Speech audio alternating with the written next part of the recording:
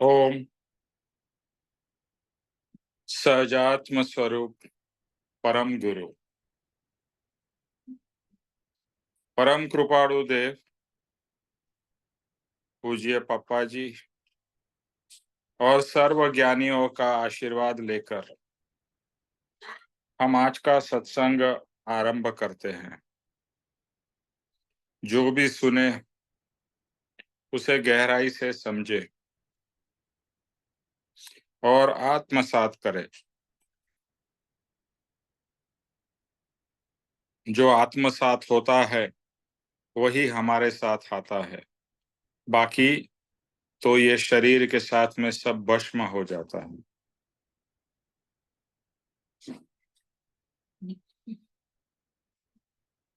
ये मनुष्य भव जो हमको मिला है, जैसा बहु पुण्य केरा में परम कृपाणु देव ने कहा है कि बहुत पुण्य करने के बाद में या पुण्य इकट्ठा होने के बाद में हमें ये मनुष्य का भव प्राप्त होता है। और ये मनुष्य का भव अति अति बहुमूल्य है। इस मनुष्य भव में अगर हमने कल्याण कर लिया तो बेड़ा पार है, और अगर इस मनुष्य भव को हमने वेस्ट कर दिया यानी कि सिर्फ भोग विलास में, संसार की चीजों में और संसार की उलझनों में ही फंसे रहे, तो फिर कर्म से मुक्त होना दूर, कर्म से हम बनते ही जाएंगे और बनते जा रहे हैं। ये हमें पता ही नहीं है कि हम कर्म से मुक्त होने के लिए मनुष्य भव में आए हैं, और उल्टा हम कर्म से बढ़ते जा रहे हैं। यानी जो हमने उधार लिया है, उधार चुकाने के बजाय और उधार बढ़ा रहे हैं। तो आज हम लोग जो मंत्र स्मरण है उससे शुरू करते हैं। मंत्र है, मैं शुद्ध। सब लोग अपनी आंख बंद कर लीजिए और स्थिर होके अपनी जगह पर प्रभु के चरण, प्रभु के समीप बैठ जाइए और आंख बंद करके इस मंत्र के भाव में हम सब एक साथ में जुड़ जाते हैं।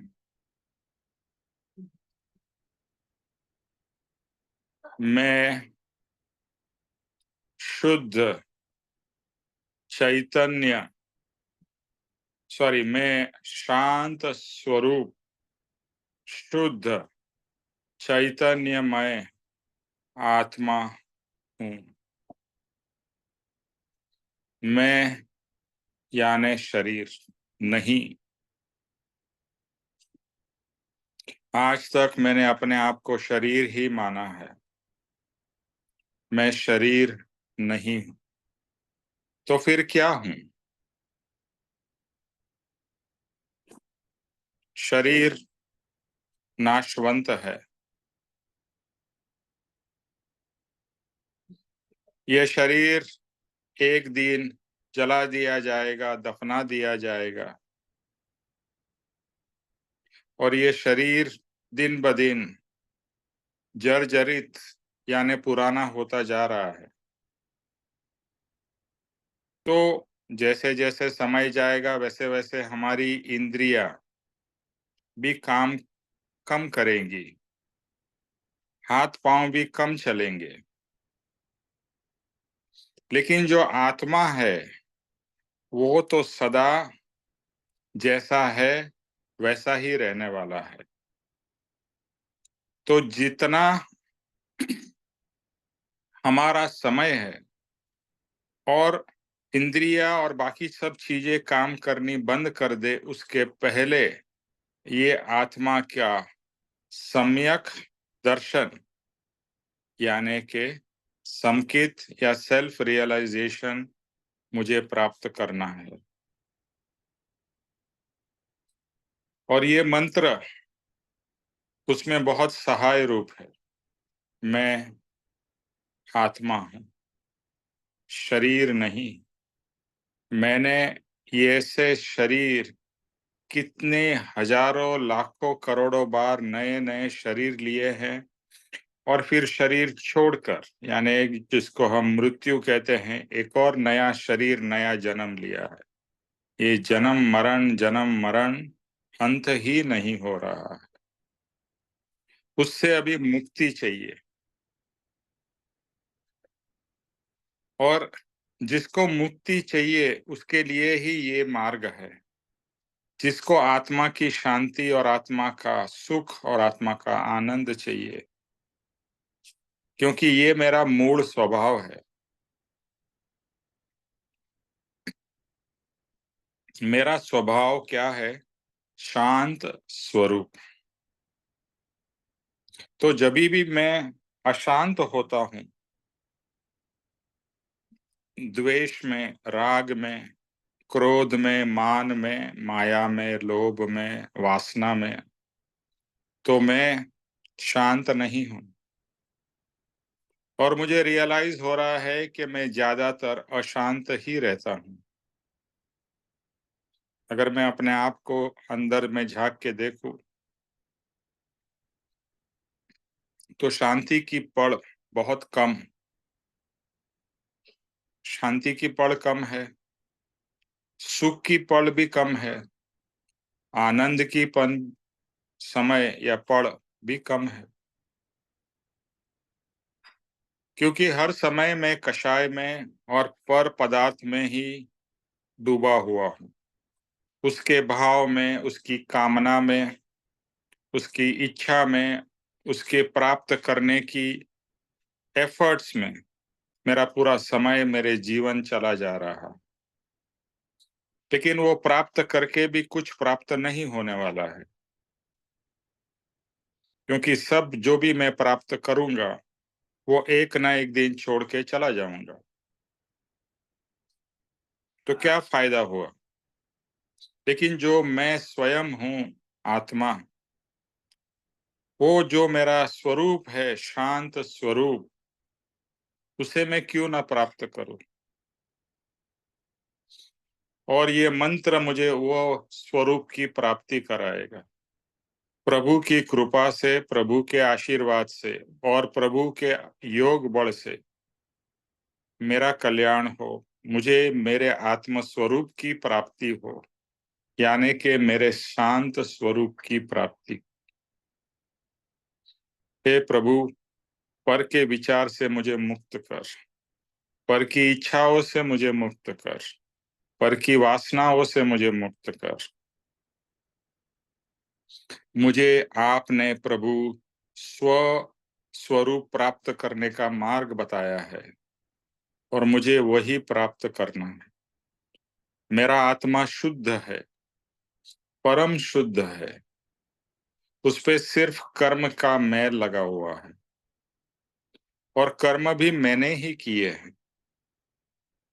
मेरे ही अज्ञान के कारण मैं कर्म करता ही आ रहा हूँ। और कैसे कर्म किए हैं? ऐसे कर्म के जो मुझे परिभ्रमण में, यानी कि जन्म मरण के चक्कर में फंसाते ही जा रहे हैं। अब मुझे ऐसे कर्म करना है कि जिससे मैं मुक्त हूं, मैं सब चक्करों से मुक्त हूं, ये सब पूरे संसार के सुख दुख से मुक्त हो। मैं भी आपके जैसे परम शुद्ध आत्मा में लीन हो जाऊं, उसमें एक रूप हो जाऊं, चैतन्यमय। मेरा गुण है चैतन्यता, यानी ज्ञान गुण, देखना और जानना। और मुझे सिर्फ वही करना है, देखना और जानना। कोई भी चीज का रिएक्शन नहीं देना है। लेकिन अज्ञान के कारण मेरी आत्मा की दशा वैसी नहीं है इसके लिए हर समय मैं जो भी चीज देखता हूँ, जानता हूँ, उसमें जुड़ जाता हूँ और फिर राग और द्वेष, यानी कि ये अच्छा है, ये बुरा है, ये चाहिए, ये नहीं चाहिए, ये द्वंद्वों में अटक जाता हूँ और अपने आप को भूल जाता हूँ। तो मुझे अभी अपने आप को जानना है, क्योंकि आत्मा का गुण है स्व पर प्रकाशक, यानी स्व को, अपने आप को भी जानता है, पर यानी दूसरे जड़ पदार्थों को, दूसरे चीजों को जानता है। तो मैं शांत स्वरूप, शुद्ध चैतन्यमय आत्मा हूं। शरीर नहीं, मनुष्य नहीं, निमेष नहीं, जो भी आपका नाम है बोलिए, पुरुष नहीं, स्त्री नहीं, ब्राह्मण, वैश्य, क्षत्रिय, जो भी, वो भी मैं नहीं हूं। वो तो मेरी एक, इस जन्म की एक आइडेंटिटी है, लेकिन मैं वो नहीं हूं। ये सब एक पूरा खेल है, एक ड्रामा है, बस उसका मैं एक पात्र हूं। लेकिन रियल में तो मैं निमेष नहीं हूं।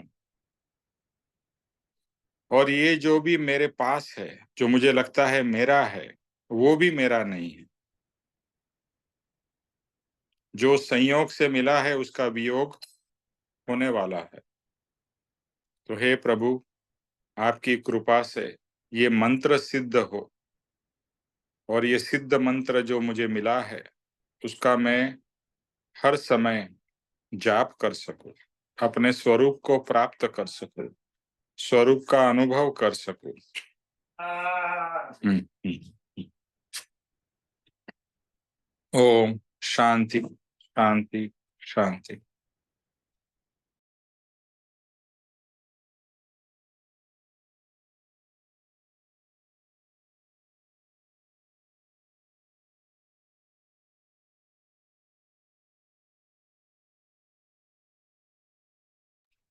तो ये जो मंत्र है, ये आप कभी भी, कहीं भी, हो सके तो आंख बंद करके ये मंत्र का जाप करिए। इसमें कोई स्पेसिफिक भगवान की बात नहीं हो रही है, मेरी स्वयं की बात हो रही, और मेरे स्वयं के परमात्मा को प्राप्त करने की, उनको अनुभव करने की बात हो रही है।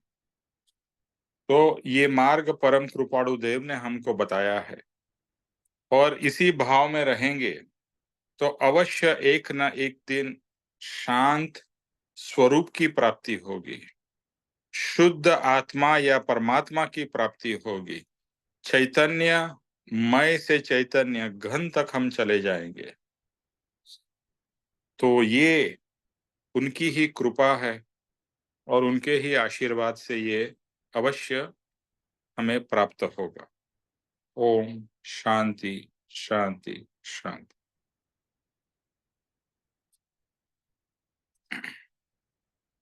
आपको मेरा आवाज और वीडियो बराबर दिखाई दे रहा है ना? हाँ निमेश भाई, सब दिख रहा है। ओके। तो आज हम लोग एक और पद लेने वाले हैं कृपाणु देव का। ये पद कृपाणु देव ने,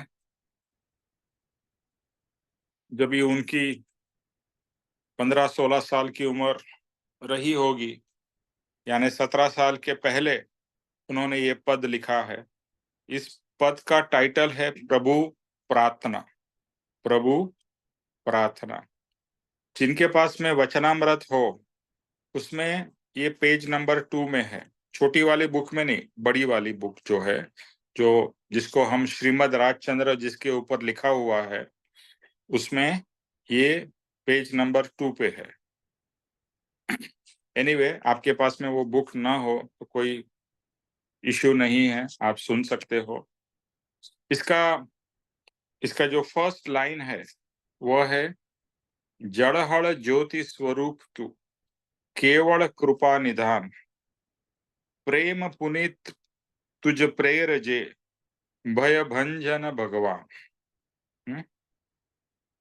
तो ये परम कृपाणु देव की अद्भुत काव्य शक्ति है, और ये काव्य शक्ति ऐसी है कि जिसके कारण उनको गांधी जी कविराज कहते थे, क्योंकि उनमें अद्भुत काव्य लिखने की या कविता लिखने की शक्ति थी। वो महान कवि थे। देखो, कवि होते हैं जो अलग अलग टॉपिक पे लिखते हैं, लेकिन परमार्थ के ऊपर कविता लिखना इतना इजी नहीं है। और वो भी अलग अलग कितनी सारी उन्होंने कविताएं लिखी, कितनी सारी, जो हमारे पास है उससे कहीं ज्यादा, लेकिन जितनी है वो भी अद्भुत है। तो ये कविताएं में से ये कविता उनकी बहुत बाल उम्र में लिखी हुई कविता है। तो जड़हड़ ज्योति स्वरूप तुम या आप, केवल कृपा निधान। तो आज तक हमें जो जड़हड़ मतलब चमकता हुआ प्रकाशमय स्वरूप जो दिखता है, वह स्वरूप किसका है? तो वो भगवान का स्वरूप है, जो प्रकाशमान है, दैदीप्यमान है।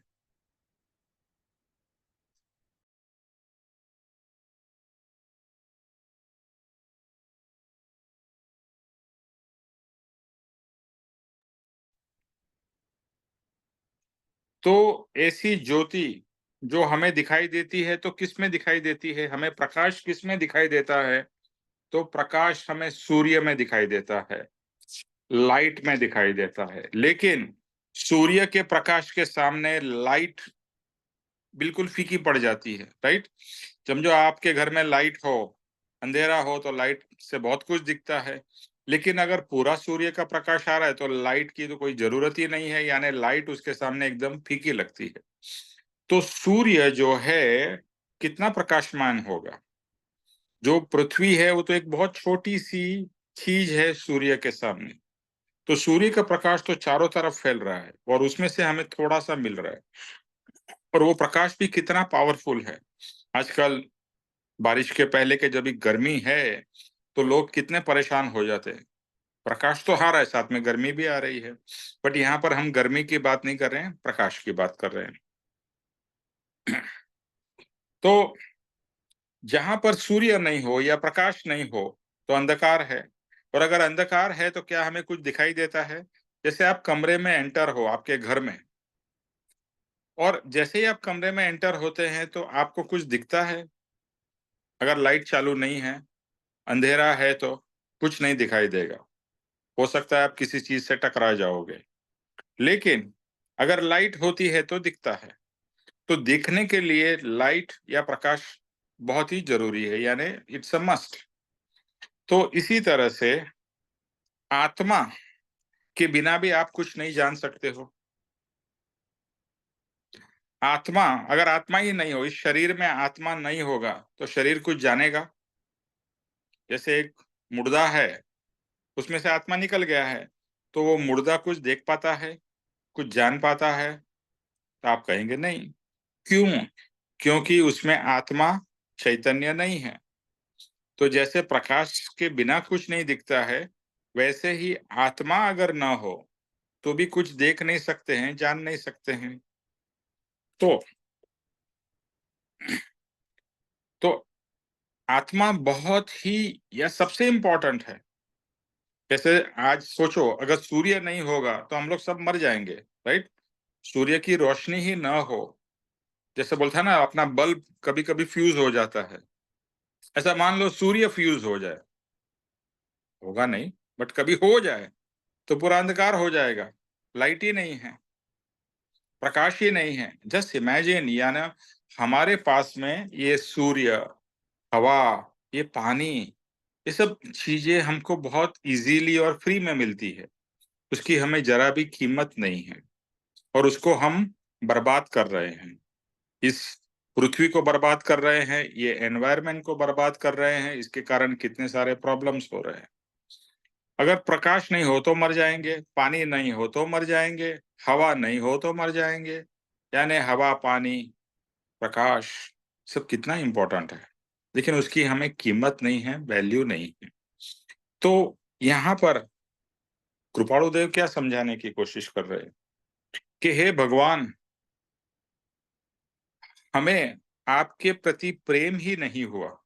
क्यों प्रेम नहीं हुआ? हम तो कहते हैं हम भगवान से प्रेम करते हैं, लेकिन सिर्फ बोलने की बात है। हम तो सच में प्रेम, भक्ति किसकी करते हैं? संसार की, पैसे की भक्ति करते हैं। पैसे से हमें बहुत प्रेम है। हर कोई व्यक्ति है, उसको किससे ज्यादा, सबसे ज्यादा प्रेम है तो एक्चुअली उसके शरीर से, उसके पैसे से। पैसा मतलब लोग पागल हो जाते हैं। मैं फिर से, ये जरूरी है कि पैसा जरूरी है, बट एक एक लिमिट तक उसका जरूरत है, उसके बाद में उसकी कोई जरूरत नहीं है। तो जगत के ऊपर में हमें इतना प्रेम है, यानी कि इस संसार के ऊपर में, हमारे परिवार के ऊपर में, हमारे शरीर के ऊपर में, हमारे बच्चों के पार, हमारे पोतों के ऊपर इतना प्रेम है। ये प्रेम नहीं है, हमारे को राग है, राग। हम्म और इतना अटैचमेंट है कि जरा भी उसको कुछ वो व्यक्ति को हो जाता है तो हम बहुत पीड़ित हो जाते हैं। लेकिन जगत का जो प्रेम है वो अपवित्र है, और जो भगवान के ऊपर प्रेम है वो प्रेम कैसा है? पवित्र प्रेम है। अगर सचमुच आप भगवान से बिना कुछ मांगे, बिना कुछ इच्छा किए, अगर भगवान से आप प्रेम करते हो क्योंकि वो भगवान है या परमात्मा है या वो पूर्ण शुद्ध है, तो वो सच्चा प्रेम है, पवित्र प्रेम है। अगर कोई भी प्रेम में इच्छा ना हो, एक्सपेक्टेशन ना हो, कुछ ना हो, तो वो प्रेम कैसा है? पवित्र है, प्योर है। लेकिन ऐसा प्रेम तो संसार में पॉसिबल नहीं है। हमें कुछ ना कुछ तो इच्छा दूसरे व्यक्ति से होती ही है। अगर कोई कहता है कि मेरा प्रेम पवित्र है, तो वो गलत है, पवित्र प्रेम है ही नहीं। लेकिन हाँ, परमात्मा का प्रेम हमारे लिए पवित्र है, और हम परमात्मा से अगर सच्चा प्रेम करें, बिना कोई इच्छा के, बिना कोई भावनाओं के, भावना यानी कि संसार की भावनाओं के बिना, तो वो प्रेम पवित्र हो सकता है। तो हमें जगत के अपवित्र प्रेम को चेंज करके परमात्मा के प्रति पवित्र प्रेम में जुड़ना है। तो और ये जो कविता में हम देखेंगे कि परम कृपाणु देव की कवित्व शक्ति कितनी अद्भुत है, को वो कैसे शब्द को एक दूसरे के साथ में पिरोते हैं, और इतना ब्यूटीफुल उनका भाषा है, और जिस तरह से वो लिखते हैं। तो इसके अंदर में एक चीज आती है कि संसार अगर मुझे भय रूप लगता है, संसार मुझे दुख रूप लगता हो, तो ऐसे भय को भंजन, भंजन का मतलब है, भंजन मतलब तोड़ देना, नाश कर देना। वैसा एक ही चीज है, वो है भगवान का शरण। इसके लिए इसमें आता है भय भंजन भगवान। भगवान कैसे हैं? तो हमारे भय को हरण कर लेते हैं, यानी हमको भय मुक्त करते हैं। आज के दिन में हम भय से मुक्त है क्या? कोई भी व्यक्ति ऐसा कह सकता है कि मुझे किसी भी तरह का भय नहीं है? कोई भी? हाँ, भय कम हो सकता है, लेकिन भय तो है ही। बहुत सारे अलग अलग भय है जो आगे आएगा। तो भगवान का जो शरण है वो हमें भय मुक्त करता है, सब चीजों से भय मुक्त करता है। और इसमें ये जो पद है, उसमें 1 से 12 गाथा तक भगवान परम कृपाणु देव ने प्रभु यानी भगवान के गुणों का वर्णन किया है, भक्ति भाव से उनके गुण का वर्णन किया है। और कृपाणु देव ने एक जगह पे लिखा है क्या, कि गुणी के गुण में अनुरक्त होना है, गुणी के गुण में अनुरक्त होना है। यानी कि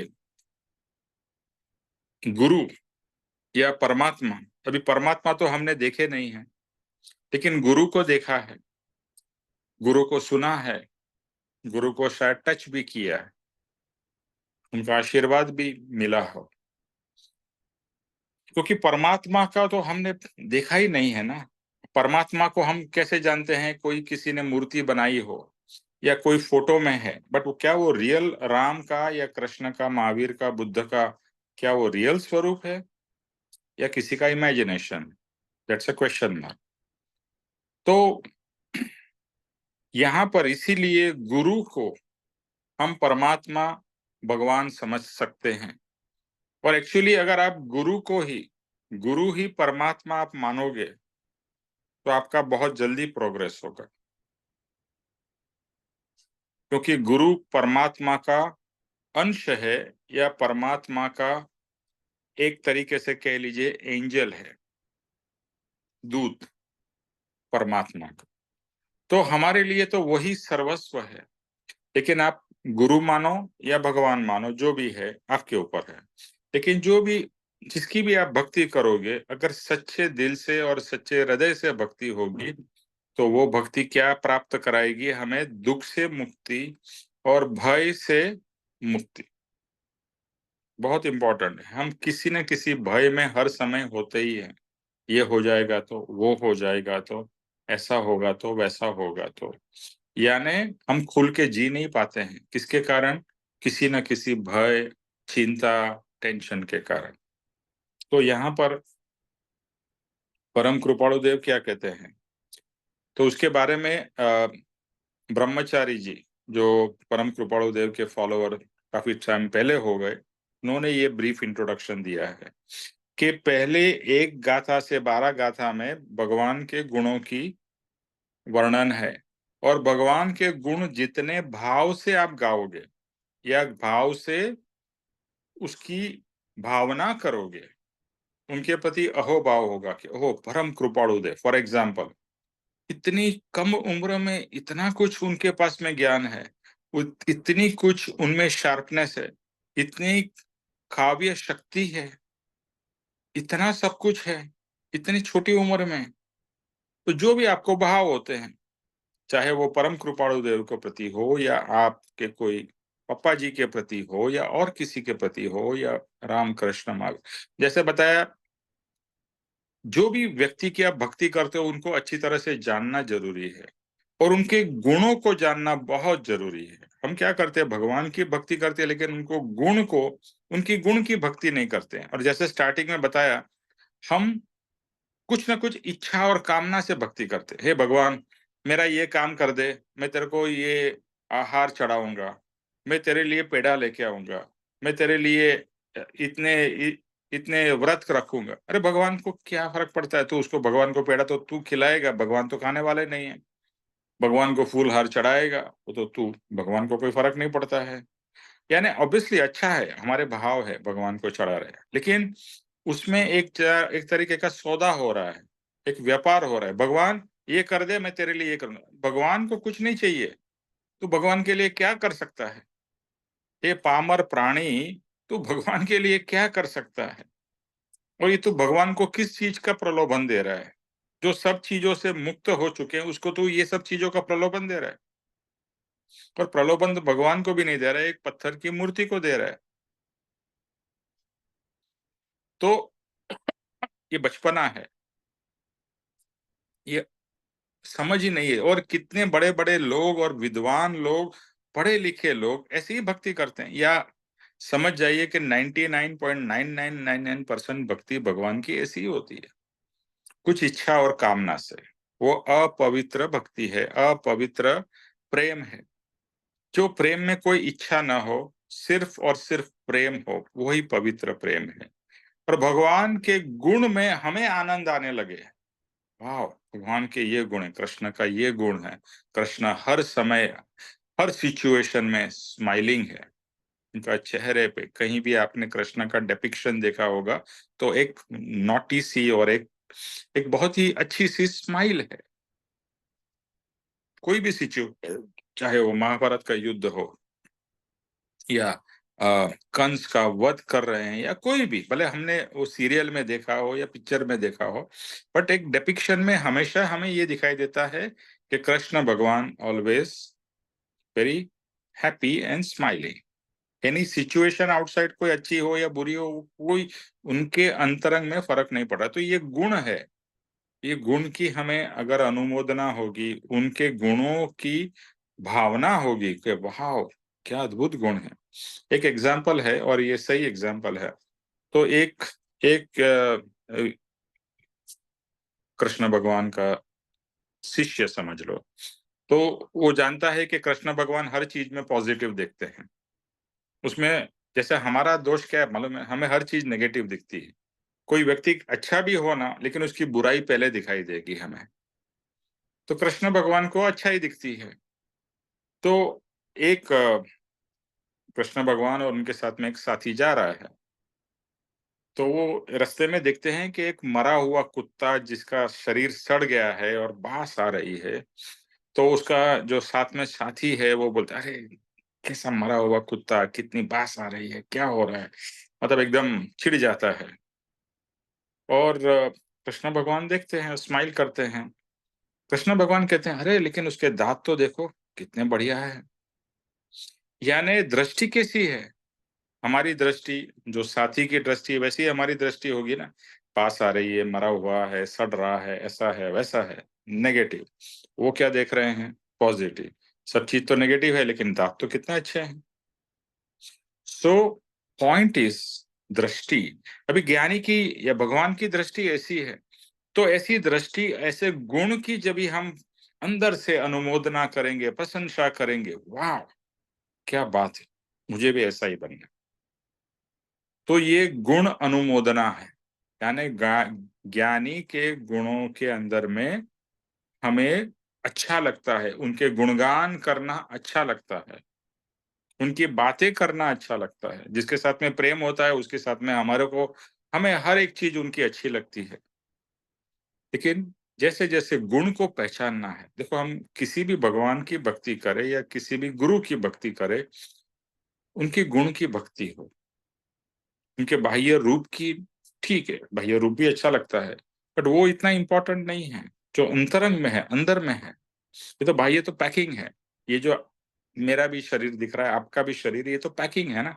अंदर में क्या है, अंदर में क्या है, अंदर में आत्मा कैसा है, वो कितना शुद्ध और कितना अशुद्ध है।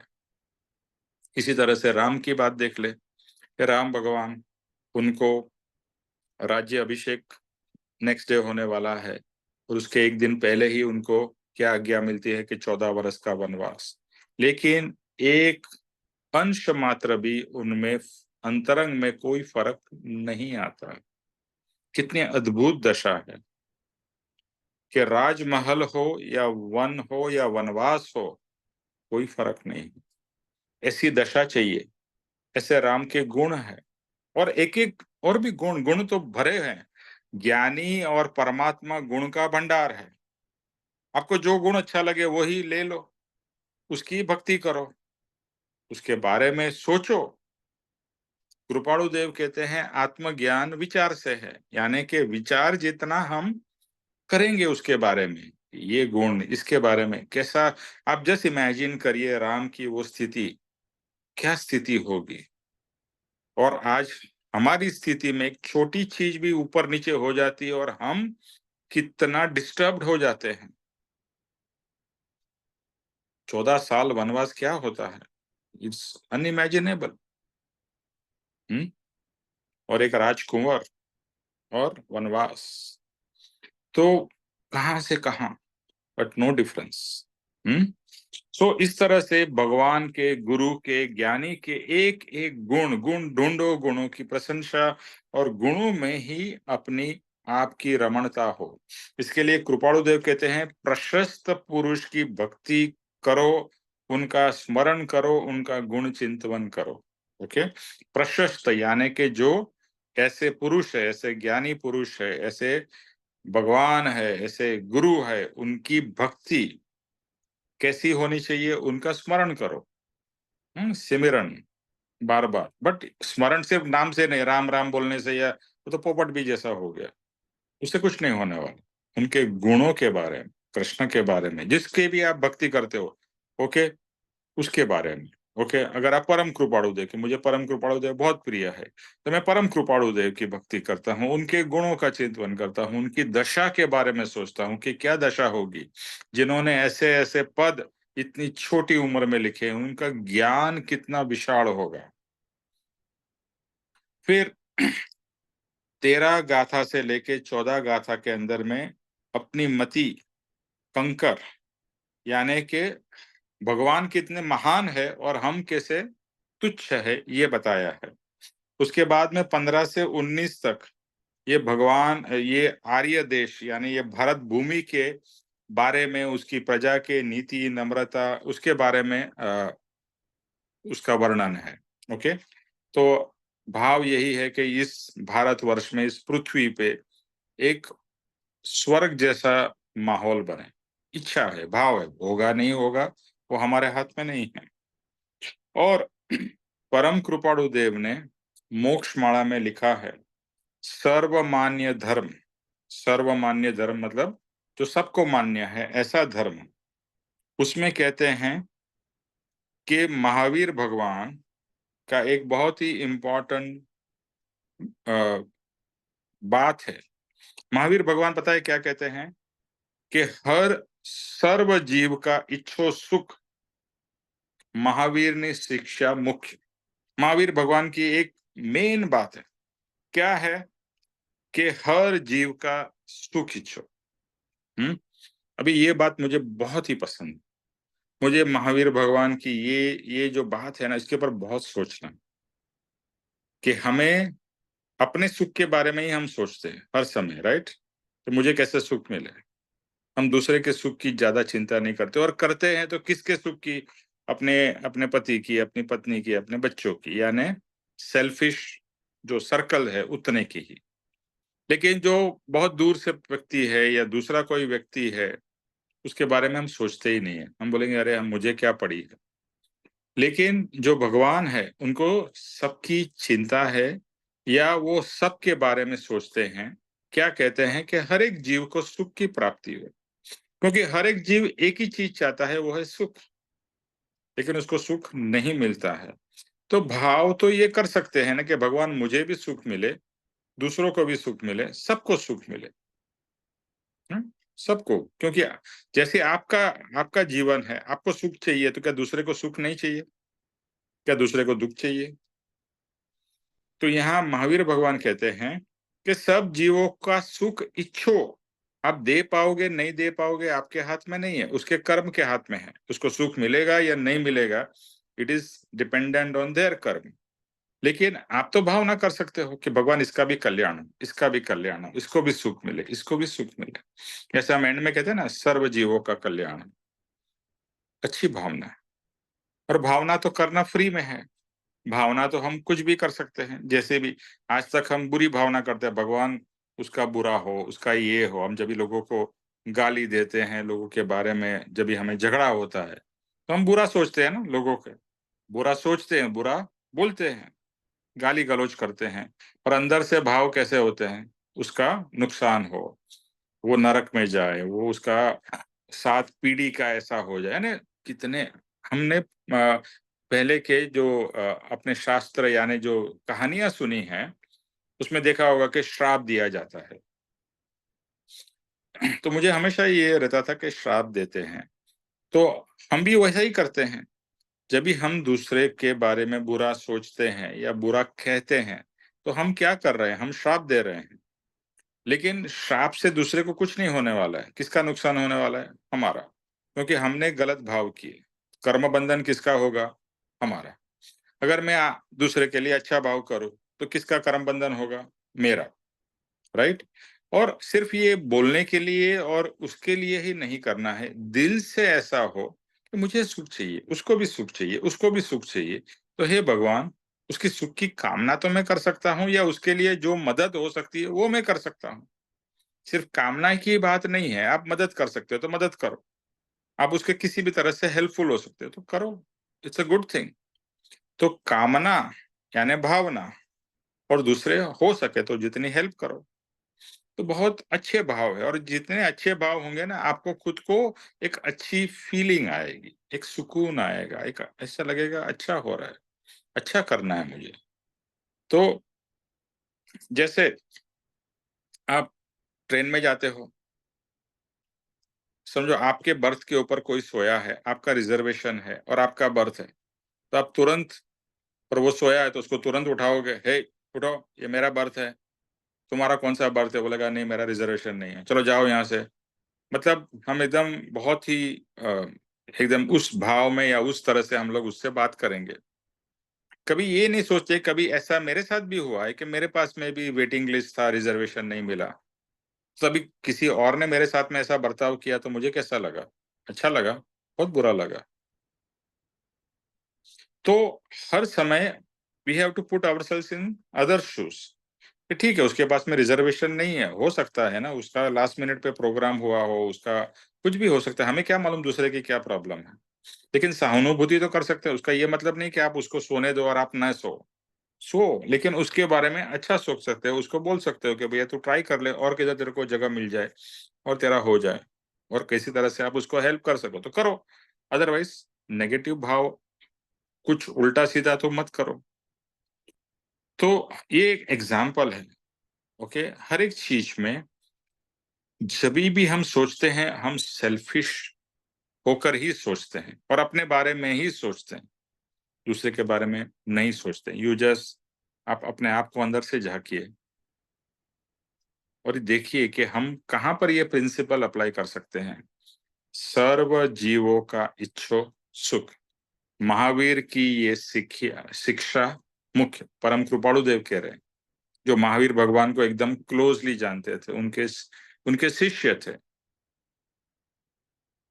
तो महावीर भगवान का क्या भाव था कि मुझे तो सुख मिल रहा है क्योंकि मेरे आत्मा की प्राप्ति कर ली है। तो महावीर भगवान का क्या भाव है कि अपने शिष्य को भी मिले, सबको मिले, हर एक जीव को आत्मा की प्राप्ति हो। तो आत्मा की प्राप्ति होगी तो आत्मा का सुख मिल ही जाएगा, क्योंकि आत्मा में सुख है और आत्मा मिल गया तो आत्मा की सुख भी प्राप्ति हो गई। तो सर्व जीवों का इच्छो सुख, महावीर की ये शिक्षा मुख्य। तो इसमें अलग अलग तरीके के सुख के बारे में आप सोच सकते हो, और दूसरे के बारे में जरूर सोचो, दूसरे के कल्याण के भी भाव करो और दूसरे के सुख के भी भाव करो। फिर आगे, तो इसी तरह से इस कविता में भी ऐसे ही कुछ भाव है। तो पहला पद है, जड़हड़ ज्योति स्वरूप तू, केवल कृपा निधान, प्रेम पुनित तुझ प्रेर जे, भय भंजन भगवान। हम्म? हे प्रभु, आप केवल ज्ञान रूप ज्योति स्वरूप, सूर्य से भी ज्यादा तेज या प्रकाशमान, वैसे आप कृपा निधान हो। और आप क्या हो? कृपा के भंडार हो। हम क्या यूज करते हैं? परम कृपाणु देव, कृपाणु देव नहीं, परम कृपाणु देव, यानी आप कृपा के भंडार हो, आप दूसरे के कल्याण के लिए अपना जीवन देते हो। देखो ज्ञानी होते हैं ना, उनका जीवन का दो ही पर्पस होता है, पैसा बनाना नहीं, संसार बढ़ाना नहीं। एक तो अपने जो कर्म है उसको किस तरह से फटाफट कट करके ये परिभ्रमण से मुक्त हो, फर्स्ट श्लोक से, यानी कि आत्म कल्याण, स्व आत्म कल्याण। और दूसरा लक्ष्य है पर आत्म कल्याण, के दूसरे के कल्याण किस तरह से हो। तो स्व आत्म कल्याण यानी स्व की मुक्ति कैसे हो, और पर आत्म कल्याण यानी कि पर को भी मुक्ति का मार्ग कैसे मिले। तो ज्ञानी का जीवन इसीलिए होता है बस। तो यहाँ पर भगवान जो है वो कृपा के भंडार है, गुणों के भंडार है, और उनकी पवित्र निष्काम भक्ति मेरे अंदर में प्रकट हो, ऐसी भगवान आप मुझे प्रेरणा दीजिए। देखो मेरे पास तो बहुत कुछ है ही नहीं, तो इसके लिए जब भी हम भगवान से मांगते हैं तो भगवान से संसार नहीं मांगना, भगवान से प्रेरणा मांगनी है, भगवान से उनका योग बल मांगना है कि भगवान आपका योग बल, आपकी प्रेरणा दो कि मैं आगे बढ़ पाऊं, आपकी शक्ति दो कि मैं ये सब कर पाऊं। हाँ, तो भगवान से ये सब हम जरूर मांगिए। यहाँ पर सौदा नहीं है, यहाँ पर सपोर्ट की बात कर रहे हैं कि मेरे पास में नहीं है, आप जरा मुझे हेल्प करो कि मैं भी आपके जैसा बन पाऊं और आगे बढ़ पाऊं। तो संसारी जीवों के अंदर में क्या होता है, भय कितने प्रकार के हैं? ये 7 प्रकार के भय शास्त्र में लिखे हैं, 7 प्रकार के भय। पहला भय, जिसको लिखना है लिख सकते हैं, आलोक भय, यानी कि इस लोक में, इस संसार में कुटुंब की चिंता या भय, आजीविका की चिंता और भय। हर समय तो हमें यही रहता है ना कि हमारा जो परिवार है उसमें किसी को कुछ तकलीफ ना हो, किसी को बीमारी ना हो, किसी की जो जो इच्छाएं हैं, यानी कि कोई कोई आगे बढ़ना चाहता है, पढ़ना चाहता है तो वो पढ़ पाए, कोई कैरियर में आगे बढ़ना चाहता है वो कैरियर में आगे बढ़े, और कोई बिजनेस करना चाहता है तो वो बिजनेस कर पाए, उसमें कोई अड़चन ना आए और वो सक्सेसफुल हो, है ना? ऐसे ही भाव होते हैं। लेकिन डर लगा रहता है, कहीं नहीं हुआ तो, कहीं मेरा बेटा सक्सेसफुल नहीं हुआ तो, या मेरा परिवार वाला जो मैं चाहता हूं वैसा नहीं कर पाया, या जैसा वो चाहता है वो नहीं कर पाया तो। देखो ये सब चिंता है ना, वो भय का ही प्रकार है। चिंता एक भय का ही स्वरूप है। हम्म। और आजीविका, कि आज मेरे पास में पैसे हैं, कल नहीं रहे तो।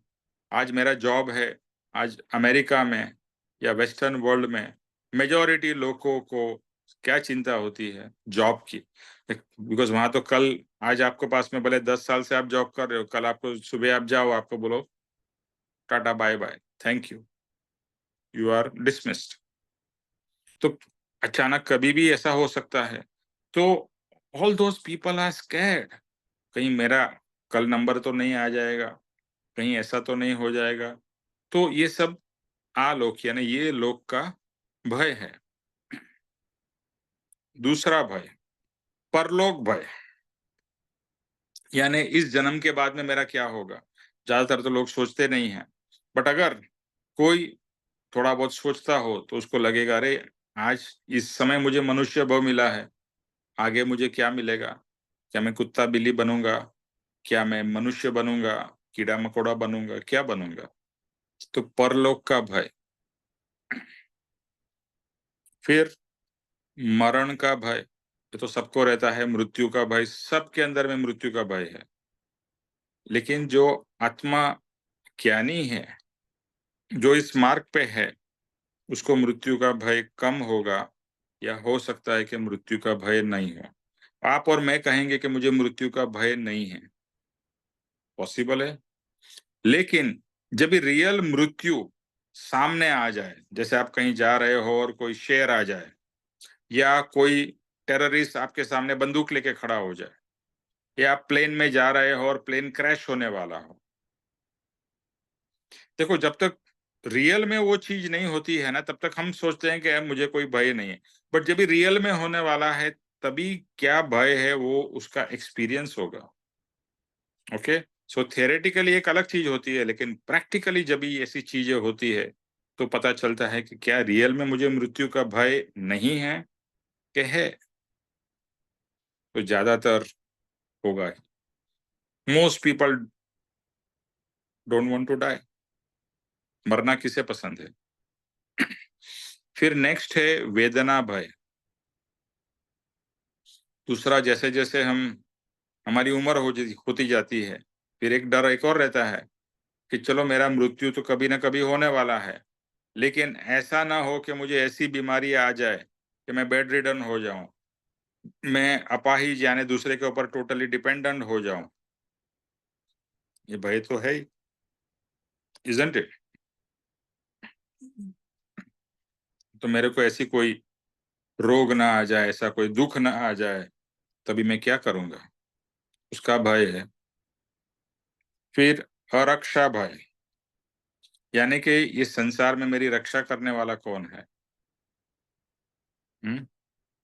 ज्यादातर अपने को ऐसा प्रॉब्लम दिखाई नहीं देता है, बट हो सकता है कभी कोई गुंडे लोग, कोई अ, जैसे कहते हैं ना डॉन वगैरह, वो हफ्ता वसूली करने लगे, या आपके पीछे पड़ जाए, तो मेरी रक्षा कौन करेगा? क्योंकि पुलिस का तो कोई भरोसा नहीं है, मैं जाऊं तो कहाँ जाऊं, तो मेरी रक्षा कौन करेगा? फिर अगुप्ती भय, यानी कि अपनी मानी हुई जो भी चीजें हैं वो कहीं चली ना जाए, मेरी गाड़ी ना चली जाए, मेरा घर ना चला जाए, मैंने जो मेरा मेरा मेरा माना है वो चला गया तो मेरा क्या होगा? और लास्ट में अकस्मात भय, ये मेरा एक्सीडेंट हो जाए तो, और क्या होगा? मैं मर जाऊंगा, या फिर मेरे हाथ पैर टूट जाएंगे, या मेरा क्या होगा? तो इस तरह के ये 7 भय है। अगर आप एनालाइज करो, और ये सब चीज है ना, एनालाइज करना बहुत जरूरी है, वरना आप सिर्फ पढ़ जाओगे भय भंजन भगवान, भय भंजन भगवान, यानी भगवान मेरे भय को दूर करो, मेरे भय को नाश करो। बट भय क्या है पहले वो तो समझना पड़ेगा। कौन से भय है? ये तो जनरल में लिखा है। मेरा भय क्या है? मैं सबसे एक चीज कहूंगा कि आप अपने भय को लिखिए। देखो, हर एक जो साधक है उसके पास में एक नोटबुक और पेन हमेशा होनी चाहिए। परम कृपाणु देव थे तो हर समय अपने पास में जहां भी जाते थे या बैठते थे, उनके डेस्क के ऊपर में अपनी कलम और उनकी एक नोटबुक होती थी।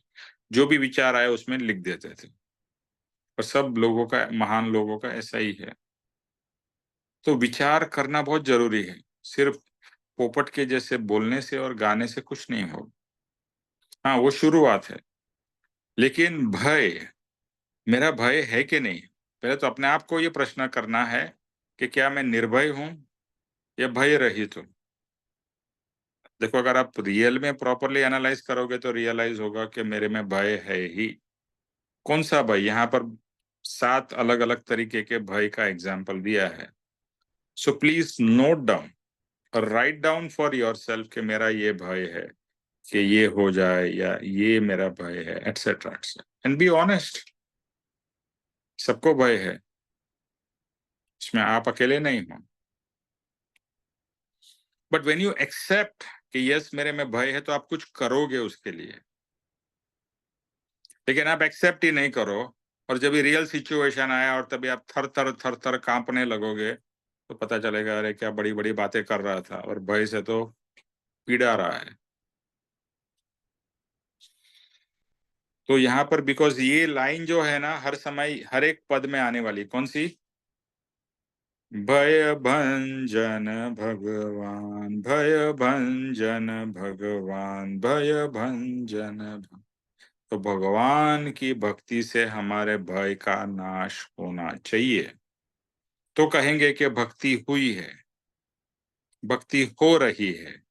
और अगर सिर्फ बोला, बहुत सारे अच्छे अच्छे गीत गा लिए, पद गा लिए, लेकिन जो पद गाए उसके अंदर में से कुछ उतरा ही नहीं। उतरना ज्यादा जरूरी है, यानी व्हाट यू बोलता है ना, उसका जो जूस है, उसका जो तत्व है, वो हमारे अंदर में ग्रहण होना जरूरी है। तो आज के दिन में हम लोग इतना ही करेंगे। तो जिस किसी को भी भय के बारे में कुछ शेयर करना हो या बताना हो, या भय क्या होता है, और भय के बारे में, बिकॉज ये कविता उसी के ऊपर में है, भय भंजन भगवान। ओके, किसी को शेयर करना है भय के बारे में? हाँ जी। निमेश भाई, आपने परलोक भय का क्या बताया था? इसका परलोक भय। एक आपने परलोक लोक, एक मतलब, परलोक हाँ, कहा ना। परलोक का भय यह है कि इसके बाद में मेरी कौन सी गति होगी। क्या मैं नरक में जाऊंगा? क्या मैं कीड़ा मकोड़ा होऊंगा? क्या मैं जानवर कोई भी तरह का बनूंगा? तभी मेरा क्या हाल होगा? तो जो लोग आगे का दूसरे भव के बारे में सोचते हैं, तो ये भी विचार आता ही है ना कि क्या होगा, क्या मुझे मनुष्य भव मिलेगा, ऐसा क्या गारंटी है? और अच्छी गति नहीं मिली तो मेरा क्या हाल होगा? ओके। और एक बार ये आप बताएंगे सारे, लोक भय, परलोक भय, मरण भय। हाँ, मैं लिख बताता हूँ, एक मिनट।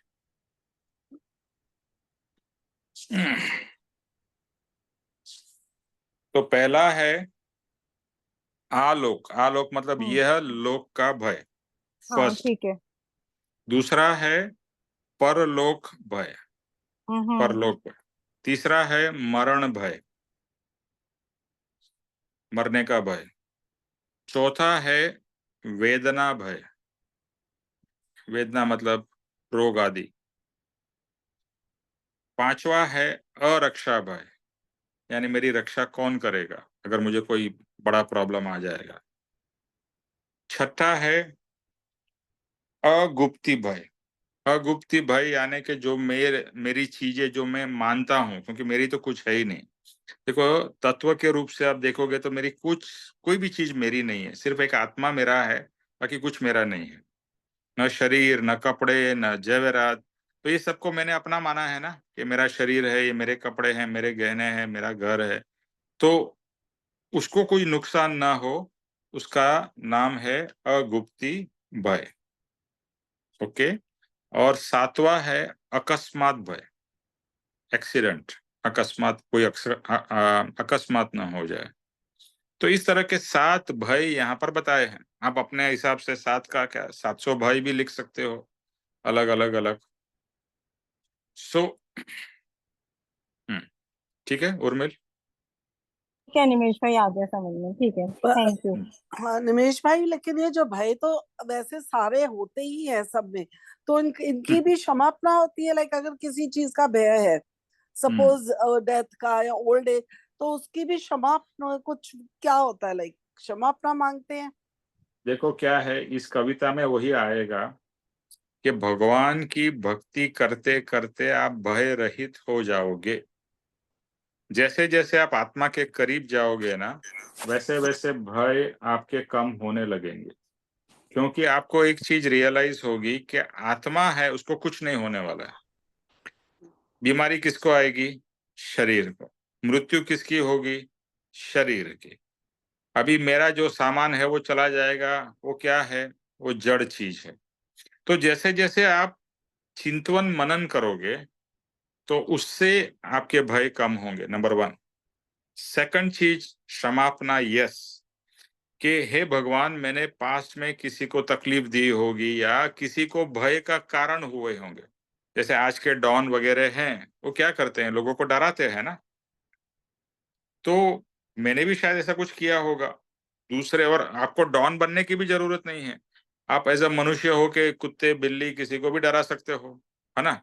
तो मैंने भी डराया होगा, दूसरे मनुष्य को डराया होगा, दूसरे को धमकी दी होगी। तो ये सबकी क्षमापना अवश्य करना है। देखो, एक है ना, भय इज कंसिडर टू बी भय संगना। संगना मतलब ये हर एक में होती ही है, ऐसा नहीं कि नहीं होती है। हाँ, जैसे बताया, ज्ञानी पुरुष परमात्मा उससे पर हो जाते हैं। जैसे अभी हम एग्जाम्पल ले रहे हैं राम कृष्ण महावीर का, उनको कोई भय था क्या? नहीं था, क्योंकि वो परमात्मा है, किसी भी चीज का डर ही नहीं था। बोलता ना, fearless, there is no fear. But वो दशा है।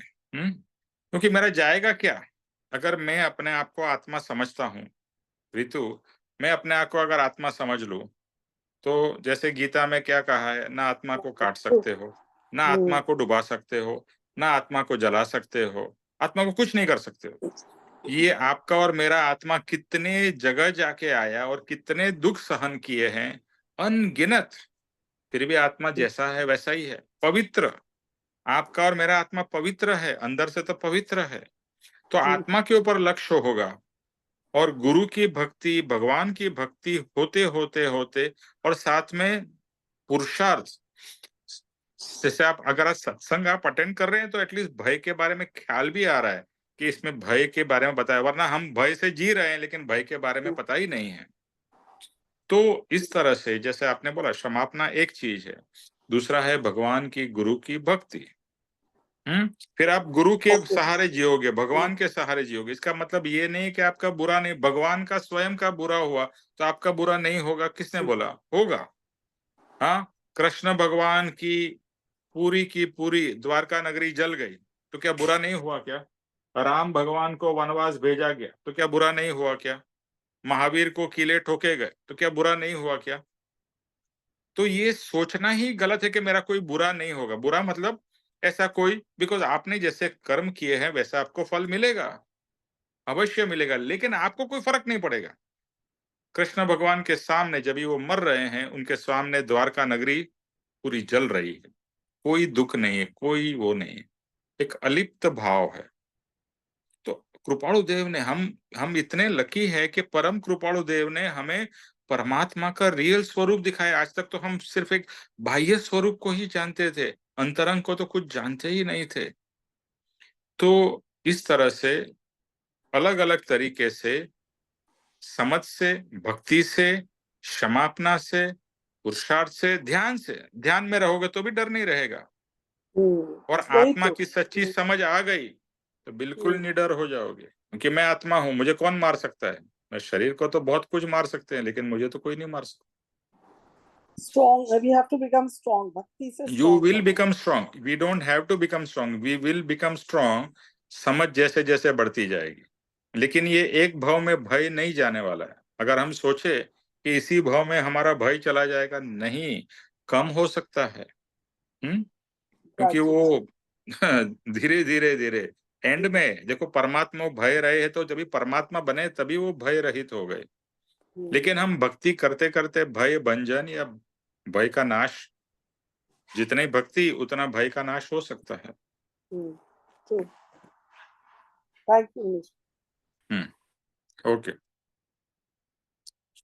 ठीक है। तो अभी हम आज यहाँ पर, बट अवश्य अपने भय के बारे में लिखिए, that is mostly for you.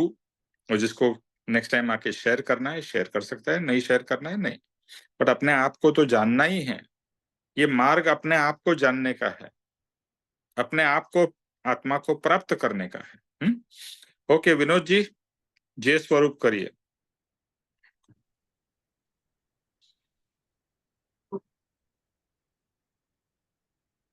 जय श्री सद्गुरुदेव वंदन। जय स्वरूप समझा बिना पाम्यो दुख अनंत, समझा ते पद नमो श्री सद्गुरु भगवान। नमस्कार। परम पुरुष प्रभु सद्गुरु परम ज्ञान सुखदान, जेने आप्यो माननी तेने सदा प्रणाम। नमस्कार। दे छता जेनी दशा वर्ते देहाती, ते ज्ञानी ना चरण मा हो वंदन अग्नि। नमस्कार। जन्म, हे परम कृपालु देव, जन्म जरा मरण आदि सब दुखों का अत्यंत अक्षय करने वाला वितराग पुरुष का मूल मार्ग अब श्रीमान ने अनंत कृपा करके मुझे दिया। उस अनंत उपकार का प्रत्युपकार करने में मैं सर्वथा समर्थ, फिर आप श्रीमान कुछ भी लेने में सर्वथा निष्प्रय है, जिससे मैं मन वचन काया की एकाग्रता से आपके चरणारविंद में नमस्कार करता हूँ। आपकी परम भक्ति और वितराग पुरुष के मूल धर्म की उपासना मेरे हृदय में बहु पर्यंत अखंड जागृत है, इतना मांगता हूँ वे सफल हो। ओम शांति शांति शांति। जय श्री सद्गुरुदेव वंदन। परम कृपाणु देव की जय हो। जय हो। त्रिलोक्य नाथ की जय हो। जय हो। सदगुरु देव की जय हो। जय हो। जय हो। सर्व जय हो। सर्व मुमुक्षुओं के परमात्म पुरुषार्थ और भक्ति की विजय विजय हो। हो। जय हो। विजय हो। जय हो। जय हो। जय हो। आज के आनंद की, सॉरी मैं उल्टा आज विजय बोल हो। रहा हूँ। विजय हो। विजय हो। विजय Yes. विजय जय हो। जय हो। जय हो, विजय हो, एक ही है। और सबका कल्याण हो, सबका कल्याण हो, सबका आत्म कल्याण हो, और सबको जय श्री आत्म सुख की सद्गुरुदेव वंदन। प्राप्ति, सबको आत्मा का सुख मिले। थैंक यू निमेश भाई, थैंक यू। जय जय श्री थैंक यू निमेश सद्गुरुदेव भाई। जय वंदन श्री निमेश भाई, थैंक जय श्री यू। सद्गुरुदेव वंदन। जय श्री जय सद्गुरुदेव, सद्गुरुदेव वंदन। जय सद्गुरुदेव।